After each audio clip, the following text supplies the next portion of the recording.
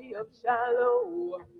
It was the last freehold in North Carolina. Since the Civil War, black folks own this land. We own this land. Today the rich folks want to come and take it. They want to make it into a business paradise. And with the working people of Shiloh, they want to work. Shiloh is a small majority black freehold community in Wake County, North Carolina. It is right next to the Research Triangle Park, a high-tech area of development, and the Raleigh-Durham International Airport, two areas with soaring real estate prices. After the Civil War, freed slaves formed the community of Shiloh. Historically, people farmed and grew their own food, and later began traveling to regional industrial areas for jobs. Life has been hard, but good in Shiloh, as it is a united community. People have owned some land and have often owned their homes. To the people who formed this community, Shiloh meant refuge from slavery and oppression. Today, Shiloh citizens know that something has killed dozens of residents. All farming has stopped. Since August of 1988, Shiloh residents have lived in fear that they are being exposed to toxic contaminants in their water, dumped in their community by Coppers, a wood treatment company. It's just been terrible, to tell you the truth. And I've been afraid to bathe with it. Sometimes I would even take my son down to my mother's and give him a bath because I was afraid of bathing with it, and especially cooking with it. So we canned our vegetables and all from the garden to run us through the winter time. So now at this particular time we're scared to do that because of the contamination in the ground. We think that also come up and be in the vegetables. This fish pond that's behind my house, the fish in it that are so toxic that there's nowhere in North Carolina is it approved to burn, bury, or store the fish that is in my pond that my family has been eating. The Shiloh community has effectively fought against what they call toxic terrorism by coming together and working through their own organization. Shiloh is one of many African American communities in the U.S., but especially the South, where hazardous waste sites are disproportionately found. Drawing from EPA and U.S. Census data, the United Church of Christ published a nationwide study in 1987 that concluded, race is the most important factor that determines the location of commercial hazardous waste facilities. Also, 3 out of every 5 African Americans live in communities with uncontrolled waste sites. The Black Belt South, or the majority African American counties that form a crescent shape in the South, is the area most at risk in the entire country. Of the 50 states, North Carolina ranks next to last in both the average manufacturing wage and the percentage of unionized workers.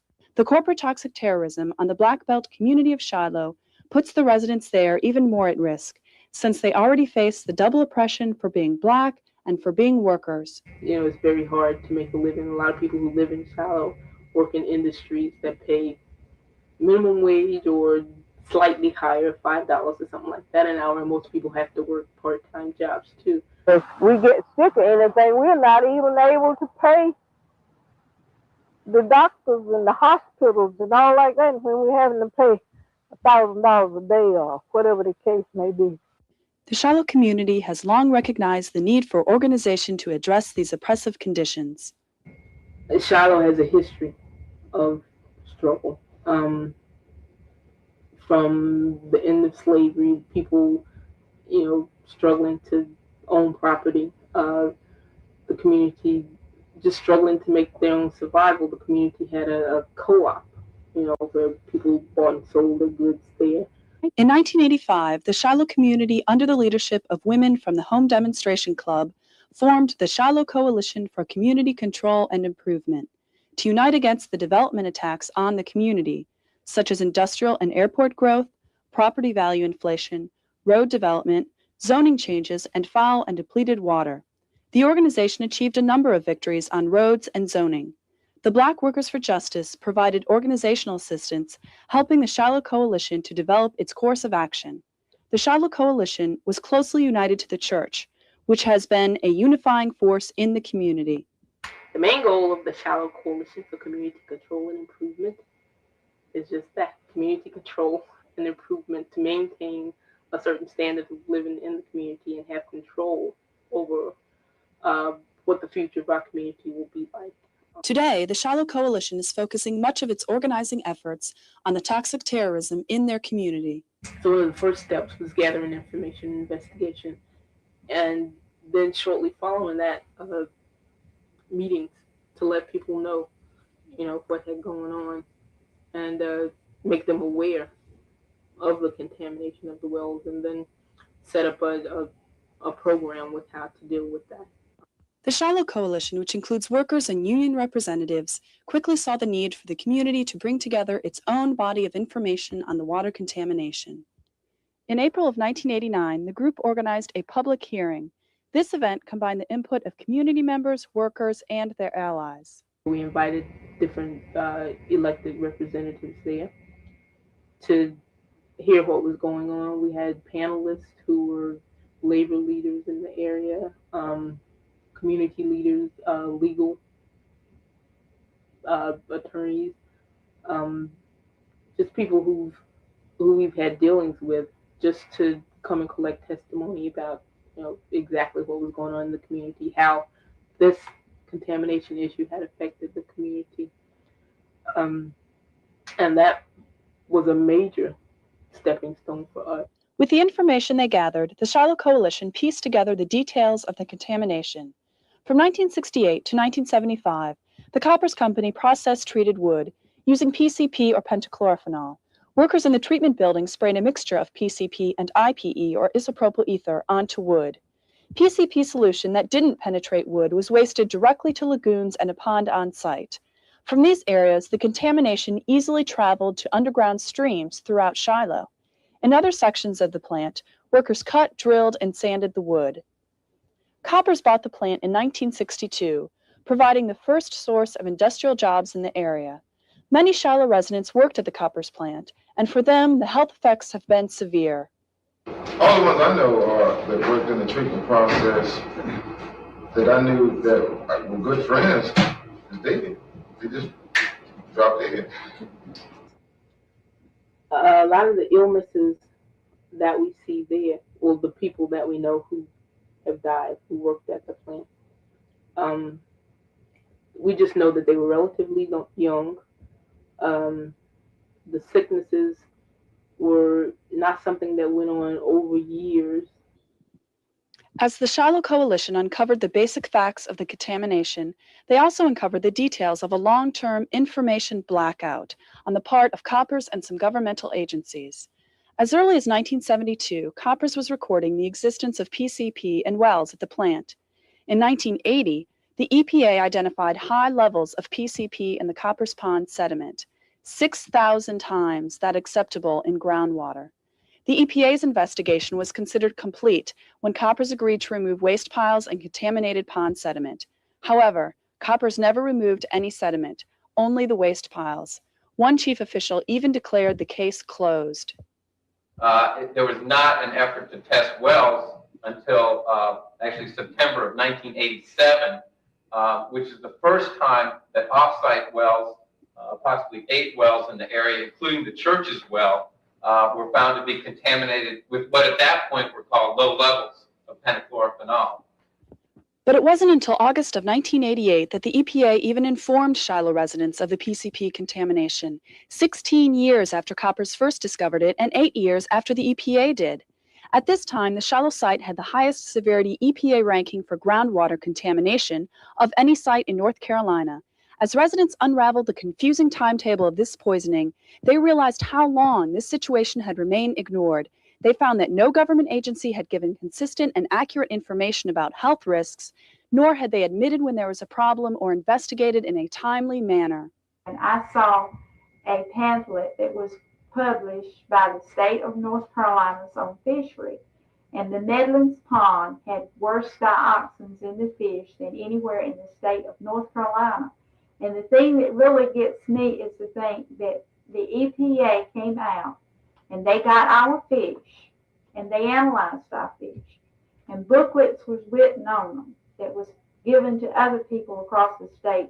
But the Nedlands never knew anything about it. And it really boils me to think that this was public knowledge to everybody except the people that are eating the fish. Occasionally, we will get a press release after the press has gotten it.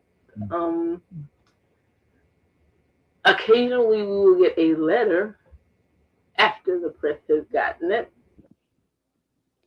Workers have come forth with the details of the information blackout that they endured while working at the plant.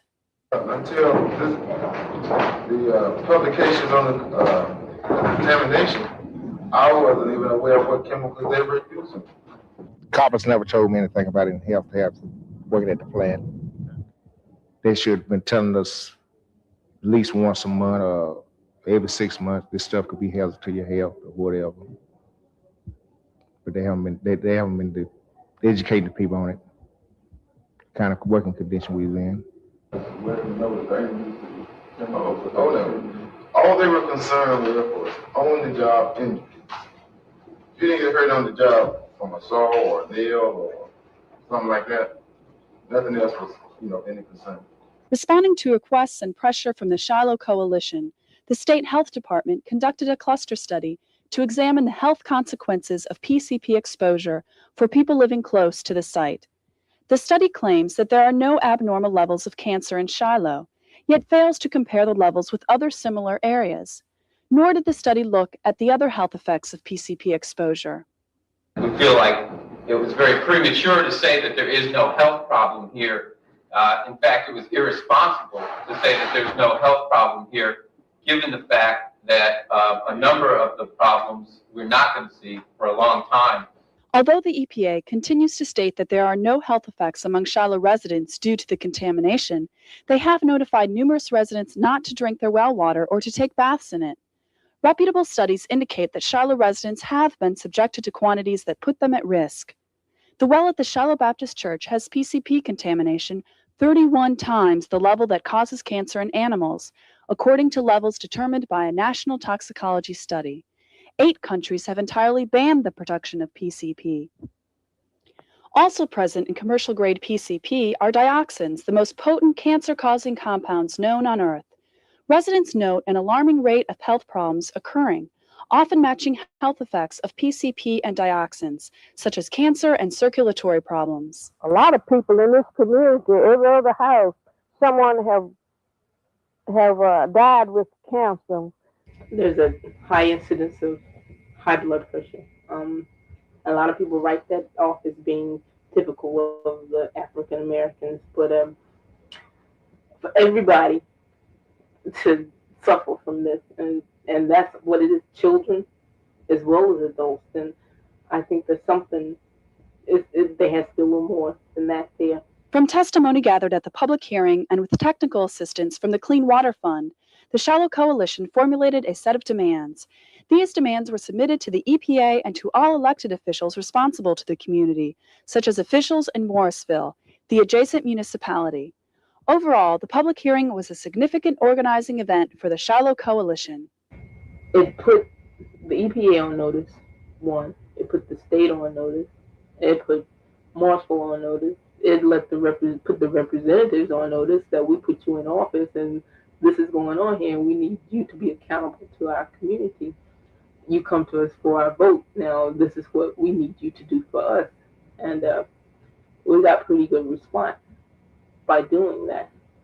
And I think it helped the community too, to let people feel or to let people know that they're not isolated. In keeping with the rights guaranteed to people by the Clean Water Act and the Superfund legislation, the Shiloh Coalition has demanded that an alternate water supply be provided, that all wells be tested, that all contaminants be tested for, that community members be part of the decision-making process, and that a full cleanup be conducted.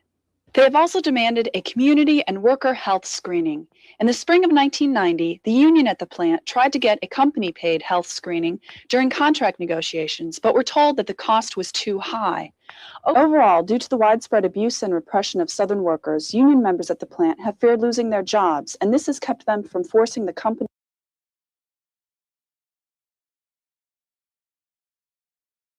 to be accountable to both the workers and Shiloh residents.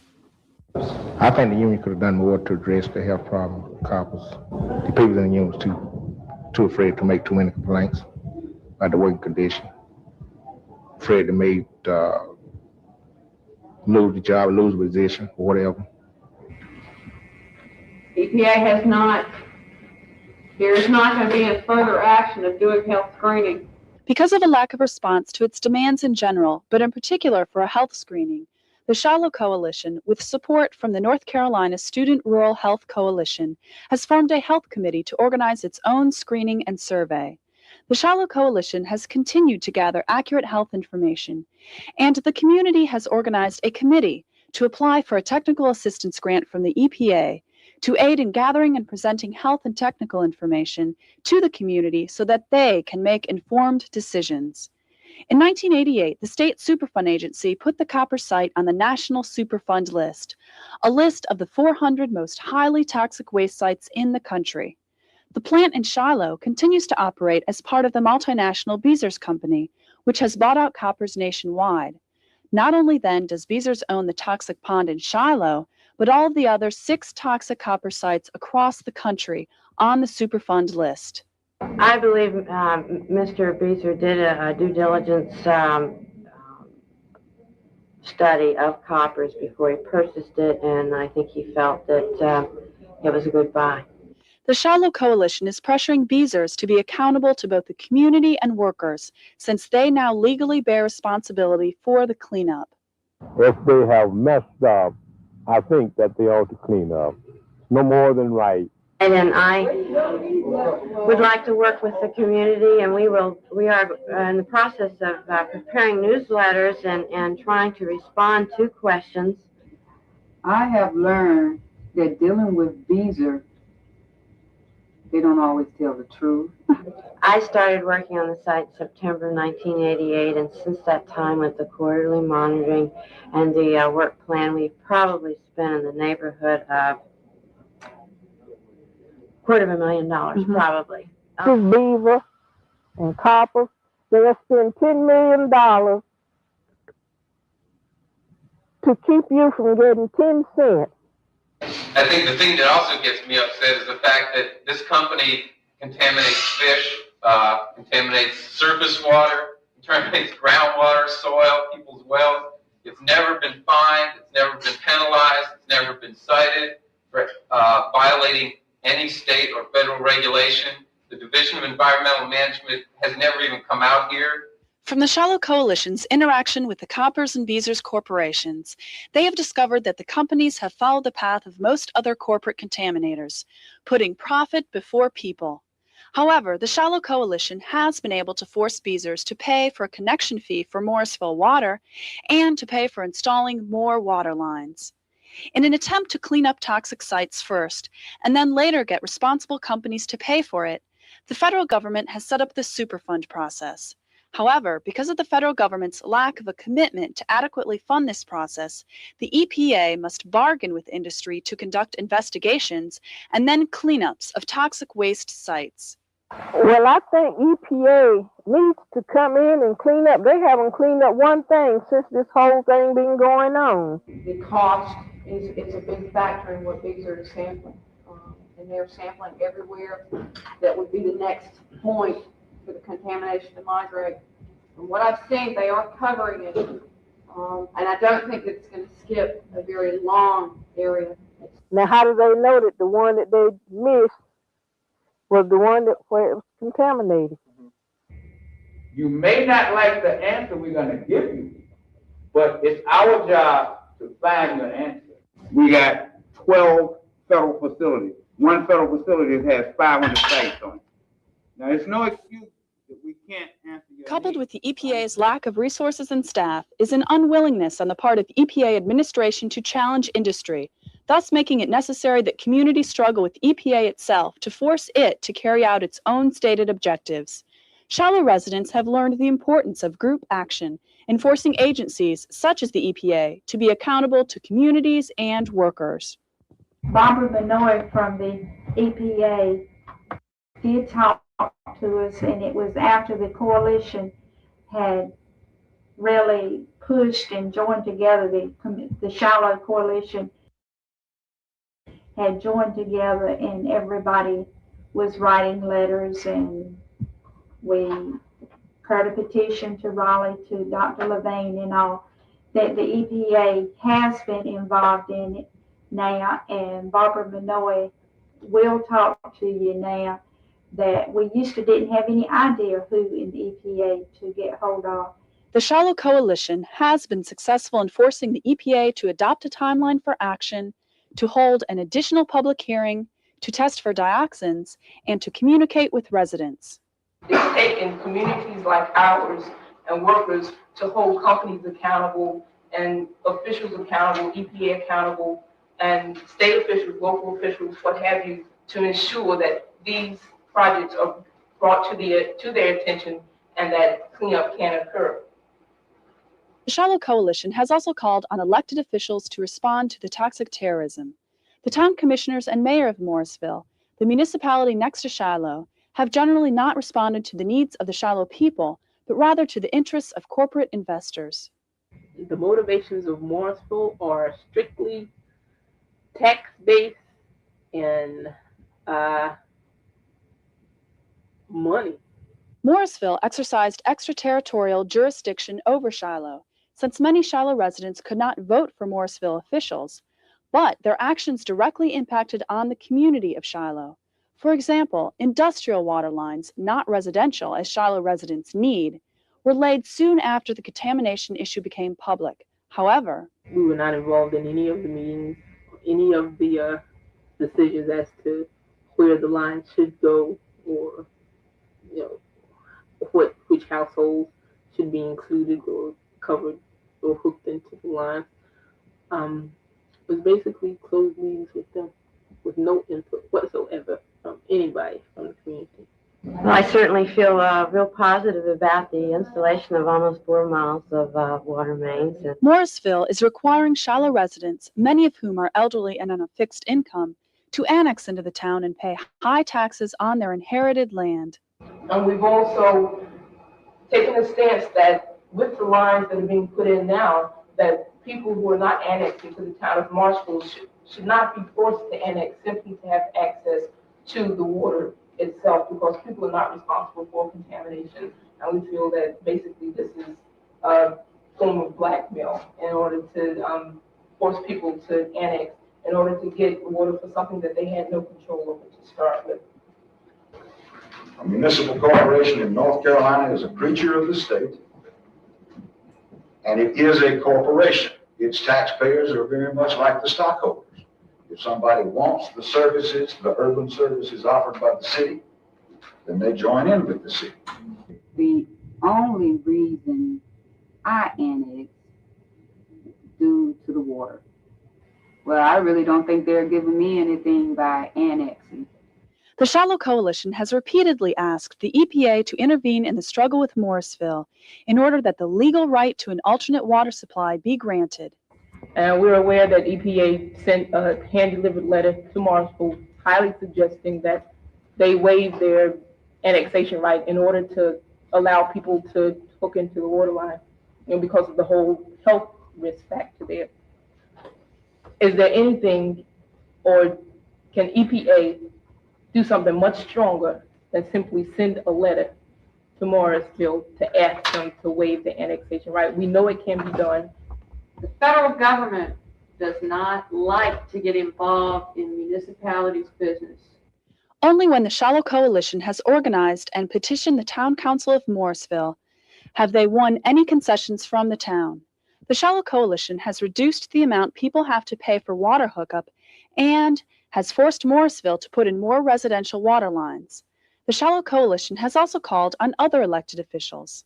Jesse Helms felt that there was no problem. And the governor didn't deem it necessary to come to the public hearing. But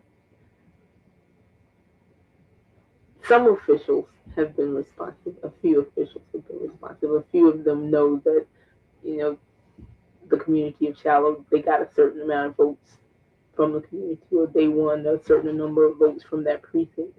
And we've made no qualms about, we voted for you, so when we call on you, you better be there.